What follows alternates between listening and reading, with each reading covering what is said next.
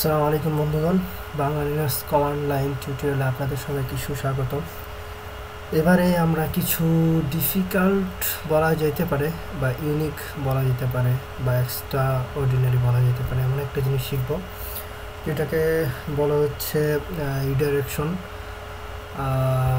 যার অর্থ হইতেছে আমরা যেগুলা কমান্ড লাইনে ইউজ করি সেগুলোর আউটপুট কোথায় যায় বা সেই আউটপুটগুলাকে একসাথে করে একটা টেক্সট ফাইলে নিয়ে আসা অথবা কি কমান্ড লাইনেই কীভাবে দেখা যায় এই ব্যাপারগুলো শিখবো। এবং এটা আমার যেটুকু মনে হয় এটা ফরেন্সিক জাজমেন্টের জন্য ব্যবহার হওয়ার সম্ভাবনা বেশি, কারণ হইতেছে যে আমরা একটা কম্পিউটারের কারো ফরেন্সিক সিস্টেম কি বলে সে কী কমান্ড ইউজ করছে এবং সে এগুলা তার আউটপুটগুলো কোথায় গেছে এবং আউটপুটগুলো কী নিছে এ পর্যন্ত কী করছে, এই ব্যাপারগুলো জানার জন্য আমাদের এই কমান্ডগুলো জানার দরকার হতে পারে। যাই হোক, আমরা কাজে চলে যাই। তো এইগুলো যেগুলো থাকে এগুলো হচ্ছে আপনার রুট ডিরেক্টরির ইউজার এবং তারপরে যে বিন ফাইল ইউজারের পরে যে বিন ফাইল বাইনারি ফাইল থাকে তার ভিতরে এগুলো থাকে। যাই হোক, আমরা এবারে চেষ্টা করব যে কমান্ডের সাহায্যে আমরা ওই ফাইলগুলোকে ওই যেগুলো আউটপুট কোথায় যায় এবং আউটপুটগুলো সবগুলোকে একটা ফাইলে টেক্সট ফাইলের ভিতরে নিয়ে আসবো। টেক্সট ফাইলের ভিতরে নিয়ে আসার জন্য আমরা একটা কমান্ড ইউজ করতেছি, সেটা হচ্ছে ls-l, মানে লিস্ট সবগুলার রিড রাইট এক্সিকিউট টাইপের যা আছে সবগুলা লিস্ট করব এবং সেটার আমি কোথায় থাকে সেটা আমি দিয়ে দিচ্ছি user/bin। এবং তারপরে আমরা এই চিহ্নটা ব্যবহার করব। এটা হচ্ছে আপনার কি বলে এটার নাম আউটপুট ফাইলগুলোকে টেক্সট ফাইলে কনভার্ট করার জন্য একটা সিস্টেম বলা যেতে পারে, একটা কি বলে একটা ওয়ে বলা যেতে পারে এটাকে। তারপরে আমরা যে ফাইলটা দেখবো ওই ফাইলের একটা নাম দিই, নামটা ls-output.txt দিতে পারি, তো দিলাম। তো এই ফাইলটা আমার এই যে ডেস্কটপ/টিউটোরিয়াল যে ফাইলটা আছে সেই ফাইলের ভিতরে এই পুরো আউটপুটটা সেভ হবে। ওকে, আমরা দেখি কিভাবে কি হয়। এন্টার টিপ দিলাম। তো এবার দেখি ls-output.txt নামে কোনো ফোল্ডার ফাইল আমাদের এখানে আছে কিনা। ls দিয়ে দেখি আমরা, তো এখানে কি দেখা যাচ্ছে ফাইলটা এই যে ls-output.tx লিখছিলাম আমি, হ্যাঁ tx লিখছিলাম, tx নামক একটা ফাইল এখানে দেখা যাচ্ছে।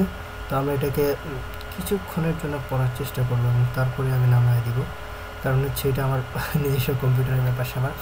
যাই হোক, এটা দেখি আমরা ওইখানে কী অবস্থা। এখানে টিউটোরিয়াল, তারপরে ls-output.txt, দেখা যায় এখানে অনেক কিছু চলে আসছে। তো যাই হোক, এখানে কী বলে এটার নাম, কবে এটা করা হয়েছে এবং কি করা হয়েছে এবং এটা কোন টাইপের file, read file, right file না এক্সিকিউটেবল ফাইল, সব কিছু এখানে চলে আসে। তো আমরা জিনিসটা আশা করি কীভাবে টেক্সট ফাইলে নিতে হয় এই জিনিসটা আমরা বুঝতে পেরেছি। তো এবারে আমি আরেকটা জিনিস এইটার ক্ষেত্রেই আরেকটা জিনিস আমি দেখাবো, সেটা হচ্ছে যে আমরা টেক্সট ফাইলে নিতে চাই না, আমরা এটাকে এই কমান্ড লাইনে দেখতে চাই এবং বিভিন্ন কি বলে এটার নাম কমান্ড একসাথে দিতে চাই। তো এটার জন্য আমাদের যেটা করতে হবে সেটা হচ্ছে এই আগের জিনিসটাই আমরা রেখে দিলাম এই পর্যন্ত, বিন পর্যন্ত, ls-l user/bin পর্যন্ত। দেন আমরা যেটা করব সেটা হচ্ছে যে পাইপলাইন ইউজ করব। এটাও একটা কমান্ডের সিস্টেম, পাইপ সর্ট মানে কি আমরা সবাই আশা করি জানি। এটা হচ্ছে কোনো একটা জিনিস কীভাবে থাকবে, কি বলে এটার নাম পাশাপাশি, এখানে যেন পাশাপাশি আছে, পাশাপাশি থাকবে নাকি শুধুমাত্র লাইন আকারে থাকবে, সামনে উপরে নিচে এরকমভাবে থাকবে। তো এই ব্যাপারটার জন্য সর্টটা ইউজ করা হয়। তারপরে আমরা যেটা ইউজ করব সেটা আমি আরেকটা জিনিস একসাথেই বলে দিচ্ছি সবগুলা বিশদভাবে জানার জন্য। আপনার অবশ্যই গুগল মামা আছে, ইউটিউব মামা আছে, তারপরে যে আছে যেখান থেকে আপনি জেনে যেতে পারেন। আমি জাস্ট একটা জিনিস দেখা যাচ্ছে ইউনিক শব্দটা ইউজ করছি, তার মানে হচ্ছে এটা যে ডুপ্লিকেট জিনিস থাকবে, একই জিনিস বারবার করে আউটপুট বারবার করে কমান্ড দেওয়া যেতে পারে, বাট ডুপ্লিকেটগুলো সে দেখাবে না, সে শুধুমাত্র একটাই দেখাবে, ডুপ্লিকেটগুলো দেখাবে না। এটার জন্য আমরা ইউনিকটা ইউজ করলাম।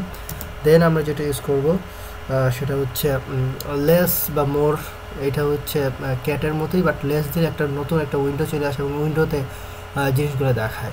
তো আমি জিনিসটা লেস দিয়ে দিলাম। তো এটাতে আমাদের এখন যা হবে সেটা হচ্ছে পুরো লিস্টটা দেখাবে।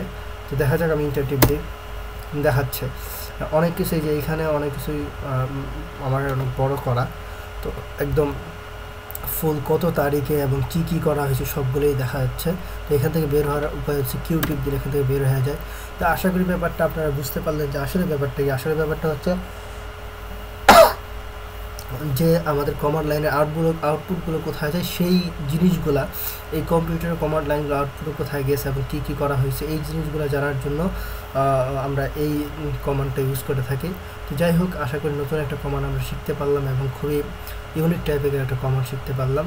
তারপরে যদি কোনো রকম কোনো প্রশ্ন বা কোশ্চেন বা কোনো কিছু জানার থাকে তো অবশ্যই আমার সাথে যোগাযোগ করবেন। যোগাযোগ করার ব্যবস্থা তো এখানে দেওয়া আছে, এফবি অথবা ইমেল আপনারা করতে পারেন। আমি সবগুলোতেই অ্যাক্টিভ থাকি, এফবিতে একটু কম থাকলেও ইমেলে আমি প্রায়ই অ্যাক্টিভ থাকি। যেটাই হোক, আপনারা যথাসাধ্য চেষ্টা, মানে আপনাদের কোনো সমস্যা হলে অবশ্যই জানাবেন এবং অবশ্যই সাবস্ক্রাইব করতে ভুল করবেন না। ধন্যবাদ সবাইকে। আসসালামু আলাইকুম।